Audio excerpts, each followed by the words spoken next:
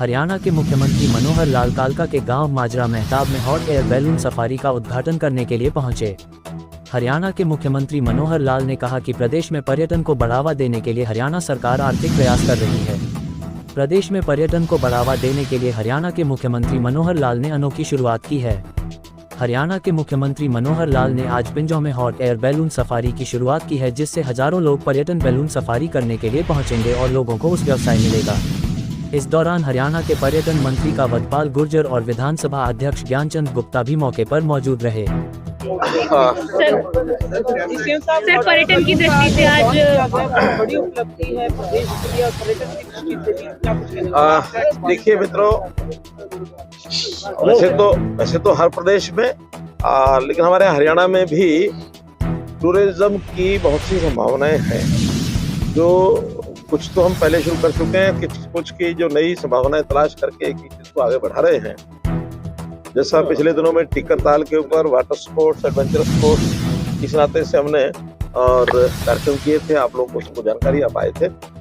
आज उसी कड़ी में इस उत्तर हरियाणा के क्षेत्र में और खास करके हिमाचल का गेटवे ऑफ हिमाचल जिसको हम कहते हैं, तो हॉट एयर बैलून ये चर्चा बहुत दिनों से इस कंपनी के साथ चल रही थी। हालांकि बहुत वायबल उनको अभी ये प्रोजेक्ट नहीं था, तो हमने एश्योर किया कि आपका जो VGF के नाते से जो नुकसान लॉस है 2 साल तक हरियाणा सरकार देगी। उनके साथ सारी बातचीत होने के बाद और आज ये हॉट एयर बैलून का जो एक प्रोजेक्ट है इसको आज शुरू किया गया है। एक ट्रिप प्रातःकाल ये सनराइज के समय से पहले उनको करना होता है, क्योंकि उनकी कंडीशन होती हैं, हवा की कंडीशन और मौसम का सारा। और ये जो वादी है, वैली है, इसके अंदर उनको सूटेबल जगह मिली है। ये सब लोग एक हाई एंड के जो टूरिस्ट होते हैं उनके लिए एक ये सर्विस है।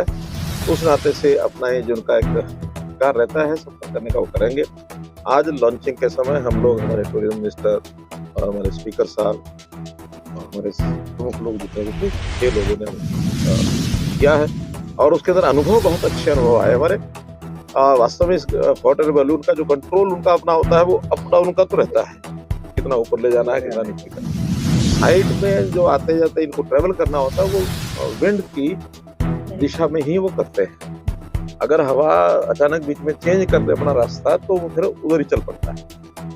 हमारा भी जब ये विंड शुरू हुई तो उन्होंने कहा कि एयर स्ट्रिप डायरेक्शन उधर की है, लेकिन बीच में ही रास्ता उन्होंने विंड के कारण से बदलना पड़ा और हमको कहा कि अब ये जाएगा गार्डन, फूल गार्डन, जो अपना पिंजौर गार्डन है।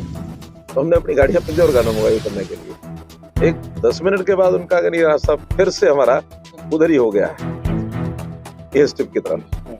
तो लेकिन वो कुल मिला करके दोनों के बीच में हमें एक स्थान पर उतारा। इनको लैंडिंग और टेक ऑफ इनकी मास्टरी होती है। ठीक जगह पर लैंडिंग करते हैं, जहाँ खाली जगह उसके ऊपर लैंड कर लिया और बहुत नीचे भी ले आते हैं जब पेड़ों के साथ भी अच्छा बहुत से जानवर, जंगली जानवर वो हमको देखने को मिले और बहुत अच्छा है। घरों के ऊपर लोग छतों पर चढ़ गए हैं, वेव कर रहे हैं, उनके लिए एक नया अनुभव था। एक एडवेंचर स्पोर्ट्स के नाते से एक कदम आज हमने बढ़ाया है और निश्चित रूप से इसका लाभ हरियाणा का कई दृष्टि से है। बहुत से लोगों को रोजगार भी मिलता है इससे। कुछ जो हाई एंड टूरिस्ट हैं उनको इसमें चढ़ने के बाद आनंद भी मिलता है और अब ये लगातार 2 साल तक चलेगी।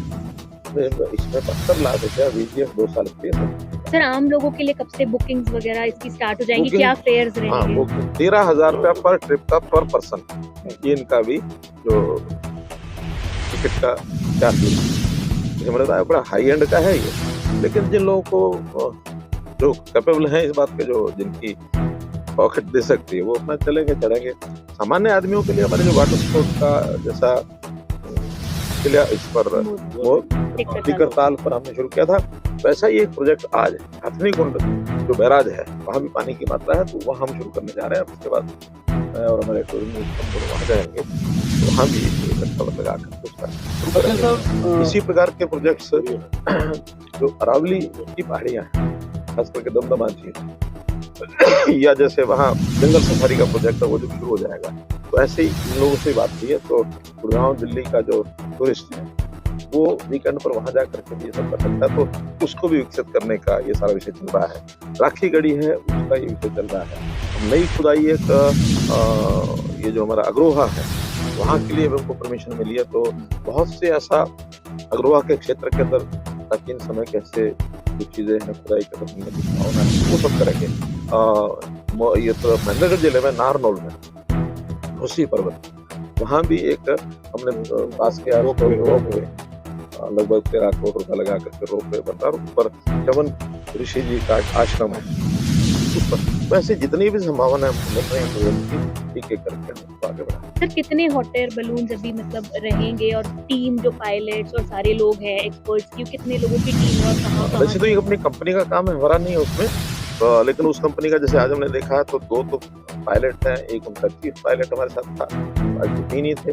नीचे उनका बाकी सपोर्टिंग स्टाफ है 10-12 लोग वो भी मैंने देखे हैं। तो इनका अपना सिस्टम है उसमें चलेगा, हमारा उससे कोई बहुत ज्यादा नहीं, लेकिन बहुत एक्सपर्ट है कितना हमको जानकारी मिली। सुप्रीम सेफ्टी सर्टिफिकेट इनको जो लेना होता है वो उन्होंने लिया हुआ है क्योंकि सेफ्टी सर्टिफिकेट के बिना ही चल नहीं सकते हैं।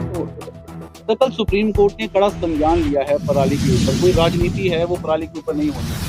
तो किस तरह से देखते हैं? हरियाणा में जरूर मामले कम हुए लेकिन सीधे तौर पर आम आदमी पार्टी बार-बार हरियाणा पर इस तरह के आरोप लगाती है। किस तरह से देखते हैं? आपने उस टाइम कहा है कि राजनीतिक विषय नहीं है, राजनीति होनी भी नहीं चाहिए और दुर्भाग्यपूर्ण बात है कि कोई राजनीति करते हैं और राजनीति करने वालों को इसका लाभ नहीं हो रहा है क्योंकि राजनीति तो उल्टी उनके सर पड़ रही है। हरियाणा में जब आप करेंगे हरियाणा हमने बहुत कुछ कंट्रोल कर लिया है जो है वो भी हम ठीक करेंगे, लेकिन पंजाब में और ज्यादा हो रहा है उसका और नहीं होना चाहिए। लेकिन दूषित हवा की कोई सीमाएं तो है नहीं।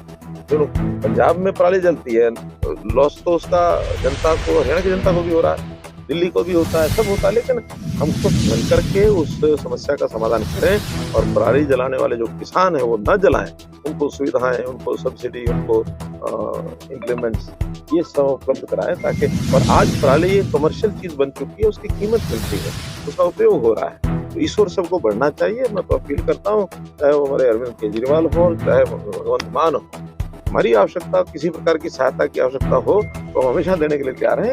एक ये कोई पॉलिटिकल इशू नहीं है, ये एक हवा को शुद्ध रखना हमारे सबके स्वास्थ्य के नाते भी ठीक है। और बहुत से ऐसे जो हमारे काम रुक जाते हैं, देखिए ना जितना ज्यादा हवा का जो वातावरण खराब हुआ है उसके कारण से ऑफिस भी बंद करने पड़े हैं, कई जगह स्कूल बंद करने पड़े हैं, वर्क फ्रॉम होम की बात आई है, ऑड इवन का विषय चल रहा है। ये सारे हमारे सामान्य जीवन को व्यवधान पैदा करते हैं। ये ना करें, ये जिसकी बीमारी है सब लोग मिलकर काम करेंगे, ऐसा मेरा। तो सुप्रीम कोर्ट ने जो टिप्पणी की उसमें कहा है कि जो ऑड इवन वाला है ये सिर्फ टेम्परेरी बेसिस है, कोई परमानेंट सोल्यूशन है वो सरकार क्यों नहीं निकाल पा रही है? तो उसके लेकर हरियाणा किस तरह से कड़े कदम उठाए? मैंने बताया ना हरियाणा ने तो कदम उठाए हैं पहले भी, इसी कारण से हम कदम उठाए हैं। लेकिन और जो हो रहा है उसके अंदर यही है कि पराली है उसको कमर्शलाइज करके उसका उपयोग ज्यादा बढ़ाना पड़ेगा।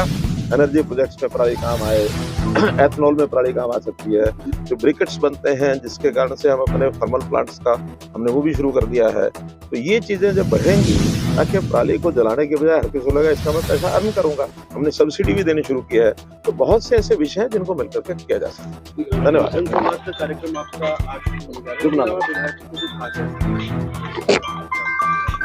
सब जाएंगे। बहुत अच्छा अनुभव है ये।